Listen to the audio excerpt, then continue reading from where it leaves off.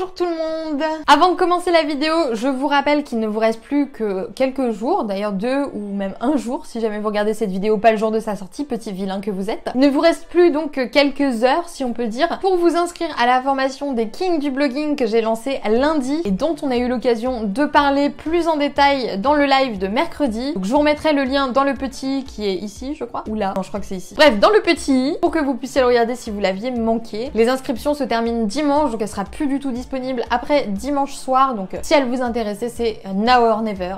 Super accent le retour. Nous aujourd'hui on se retrouve pour parler de 5 erreurs à ne commettre sous aucun prétexte s'il vous plaît.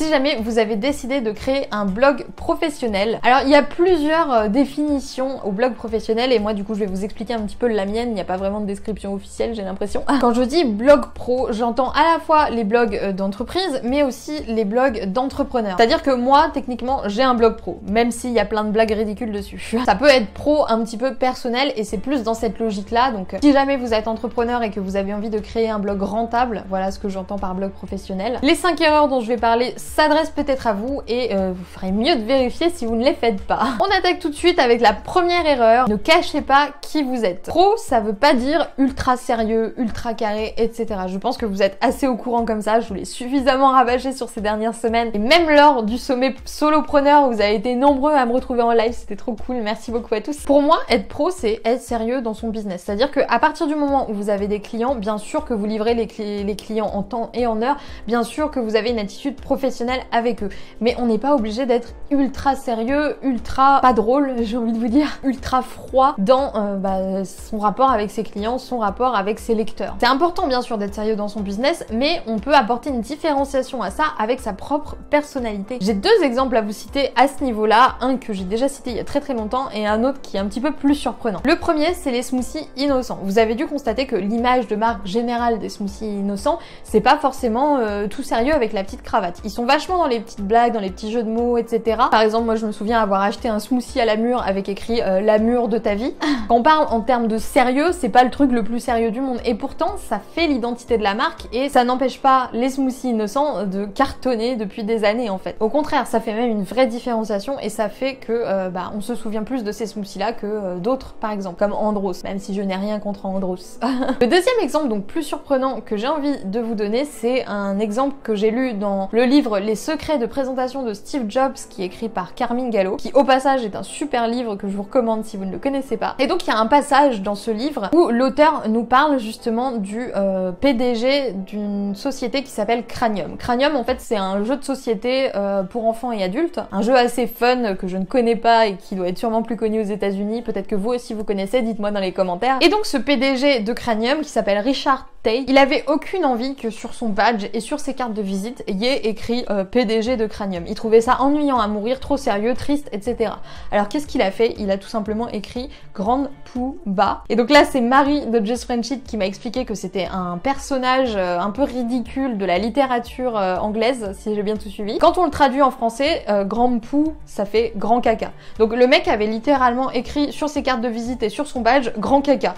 Et c'était ce qu'il désignait en fait comme PDG. Et ça n'a pas empêché Cranium de cartonner, ça n'a pas empêché son entreprise de se développer et l'auteur lui-même disait qu'en ayant visité les locaux et ayant discuté avec plusieurs partenaires de la marque Cranium, que ça se passait très bien pour eux et que grâce à ça et grâce à toutes ces petites fantaisies que Richard Tate apportait, ne serait-ce qu'au niveau du nom qu'il met sur son badge, ça faisait en sorte que dans son entreprise il y avait une ambiance formidable où tout le monde s'éclatait et où tout le monde s'entendait très bien et où il n'y avait pas de question de qui est plus sérieux que qui. Donc soyez vous-même, vous n'êtes pas non plus obligé d'écrire grand caca partout sur votre blog, rassurez-vous, mais soyez vous-même, n'ayez pas peur de paraître trop peu sérieux ou de faire un peu trop transparaître votre personnalité. On n'est pas en train de passer un entretien d'embauche, on est en train de créer un blog et sur internet, comme je vous le dis très souvent, c'est important d'être soi-même et de montrer qui on est, même si la personne qu'on est un peu bizarre et un peu chelou. Deuxième erreur à ne pas commettre, c'est de rester persuadé qu'on est exactement pareil que son personnage. J'en avais déjà parlé dans ma vidéo de la semaine dernière, mais c'est important pour moi d'insister là-dessus parce que je vois encore trop de blogueurs débutants qui font cette erreur-là. Vous n'êtes pas votre client cible, vous n'êtes pas votre lecteur cible, vous n'êtes pas votre persona. Vous avez bien sûr des similitudes avec les personnes qui vous suivent, forcément c'est pour ça aussi que le courant passe, mais vous n'êtes pas eux en fait. Ce persona-là pense pas forcément exactement pareil que vous et c'est pas grave non plus, mais il faut en tenir compte, en particulier quand vous rédigez des articles, quand vous créez du contenu. Mettez vraiment un point d'honneur à créer du contenu pour ce persona, pour vos lecteurs et non pas pour vous. C'est très tentant au début pourtant, on se dit oui j'ai envie de faire des choses pour me faire kiffer etc, mais essayez de trouver justement l'équilibre entre ce qui vous fait kiffer et ce qui fait kiffer vos lecteurs. Pourquoi? Parce que si vous écrivez que pour vous, peut-être que malheureusement ça va n'intéresser que vous. Alors que si vous écrivez pour vos lecteurs, ils vont tout de suite se reconnaître dans ce dont vous parlez et en plus de ça ils seront vraiment beaucoup plus intéressés par ce que vous avez à dire sur les sujets qui les concernent. Encore une fois, rassurez-vous, ça veut pas dire qu'il faut juste parler de choses qui ne vous intéressent pas et qui intéressent les autres. On peut très bien trouver un juste équilibre. En tout cas moi c'est le sentiment que j'ai avec mon blog. J'essaye de faire des articles qui répondent aux besoins de mes lecteurs, à vos besoins chers amis, tout en faisant quand même des articles et des vidéos sur des sujets qui m'inspirent, qui m'intéressent et sur lesquels j'ai des choses à dire. Donc c'est possible. Troisième erreur que je vois aussi très fréquemment, c'est de cacher ses offres payantes. Alors quand on veut vendre quelque chose sur un blog, au début on est tout de suite un petit peu mal à l'aise, j'ai l'impression. On a l'impression de forcer les gens à payer, mais vous forcez personne.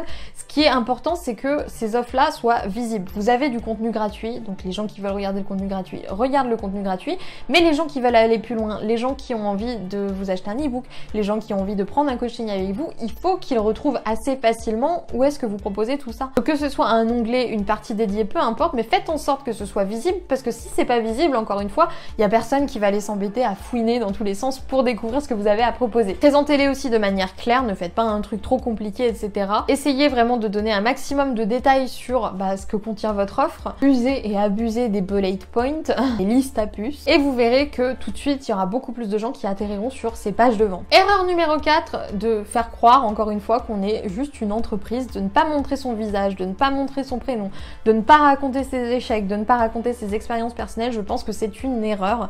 Même si on est dans la logique de créer un blog pro, je pense que les gens ont besoin en fait d'entendre ce par quoi vous êtes passé, en particulier quand vous avez eu des moments difficiles. Les gens parfaits à qui il arrive jamais de couilles, ça n'existe pas. Vous avez sûrement tiré des leçons super intéressantes des événements que vous avez vécu par le passé qui n'étaient pas forcément très drôles, très inspirants, et ça peut vraiment beaucoup rassurer vos lecteurs de savoir que vous aussi vous êtes humain et vous aussi des fois il vous arrive des trucs pas drôles et au moins vous vous relevez et vous continuez et vous n'abandonnez pas. D'ailleurs j'ai le sentiment que même les gens se reconnaissent beaucoup plus facilement dans quelqu'un qui dit justement clairement j'ai eu des difficultés à tel moment, j'ai eu des problèmes à tel stade, plutôt qu'à quelqu'un qui dit non mais moi tout va bien, nos problèmes, tranquillou pépère. Cinquième et dernière erreur à commettre, ou à ne pas commettre surtout, c'est de ne pas utiliser de marketing pour se promouvoir. Je vous parlais du fait de faire sa promotion la semaine dernière. Là on a un petit peu le même problème transposé au marketing, c'est-à-dire que les gens ont peur de vendre parce que les techniques de marketing étaient jusque-là très agressives et on a tous vu des trucs un petit peu abusés et des gens qui n'étaient pas forcément éthiques dans leur manière de faire. Mais vous avez le choix de faire du marketing éthique et je vous invite à le faire. Je pense notamment au livre Influence et manipulation de Robert Cialdini qui regroupe plusieurs techniques justement de manipulation qu'on peut transposer au marketing, qui sont des techniques qui peuvent être très mal utilisées et aussi être utilisées à mauvais escient. C'est pas parce qu'on a utilisé ces techniques pour faire le mal que vous pouvez pas les adapter un petit peu à votre sauce et faire en sorte que ça matche un petit peu plus à votre réalité, que ça matche un petit peu plus à vos valeurs. N'ayez vraiment pas peur d'utiliser les techniques utilisées par les plus grandes entreprises pour vous faire connaître, pour vendre vos produits, etc. Vous pouvez toujours les adapter et le faire un petit peu à votre sauce, le faire un petit peu à votre manière et le faire de manière éthique sans escroquer tout le monde, sans manipuler les gens. Et pour moi, j'ai même tendance à penser que c'est très important de le faire parce que si on ne le fait pas, malheureusement, on est loin de mettre toutes les chances de son côté pour réussir. Dites-vous bien que si toutes les grandes entreprises, par exemple, utilisent les pop-up, utilisent les newsletters, utilisent les pubs à répétition à la télé, il y a une bonne raison à ça, c'est que ça fonctionne. Si ça fonctionne pour eux, pourquoi ça ne fonctionnerait pas pour vous? Et si vous l'utilisez correctement, quelle honte y a-t-il à les utiliser? Pour conclure, j'aimerais vraiment vous dire que c'est pas aussi compliqué qu'on le pense de créer un blog professionnel. C'est à la portée de tout le monde, vraiment. Il faut juste s'en donner les moyens, il faut juste arrêter avec toutes ces peurs qu'on a en fait d'être jugé ou de mal faire. Sachez que de toute façon, même si vous commettez les erreurs que j'ai citées, ça va peut-être vous ralentir, mais ça vous empêchera pas de réussir pour autant si vous persévérez jusqu'au bout. Mais c'est important aussi de réaliser quand on fait une erreur justement et de comprendre quand on fait pas forcément les bons choix et de se rendre compte le plus rapidement possible pour pouvoir corriger le tir. La route d'un entrepreneur, bien sûr, elle est jamais linéaire, hein. Il y a des hauts, il y a des bas et souvent les entrepreneurs qui réussissent sont ceux qui ont aussi beaucoup échoué, donc ne vous laissez pas abattre par l'échec. D'ailleurs l'échec c'est un mot un petit peu mauvais quoi, je trouve. L'échec c'est vraiment une opportunité pour vous de comprendre un petit peu mieux les choses et de vous améliorer, donc ne voyez vraiment pas ça comme une fin en soi. C'est vraiment une opportunité pour vous d'apprendre, une façon carrément d'apprendre, et plus vous échouez et plus vous avez de chances de ne plus refaire la même erreur par la suite. J'espère que cette petite vidéo vous sera plu. Si vous aussi vous avez quelques petites idées comme ça d'erreurs à ne pas commettre quand on lance son premier blog, je vous laisse me les mettre en commentaire. Si vous avez envie de réagir à quelque chose que j'ai dit dans cette vidéo, idem, j'attends votre retour dans les commentaires. Je vous rappelle une dernière fois du coup que la formation des kings du blogging est disponible jusqu'à dimanche soir seulement, donc si vous la vouliez, c'est maintenant ou jamais, il faut vraiment plus tarder parce qu'après elle sera plus du tout disponible malheureusement. Moi je vais vous laisser là, je vous souhaite une très bonne journée, une très bonne soirée et je vous dis à plus pour de nouvelles vidéos sur la chaîne de Wonder Weight Queen.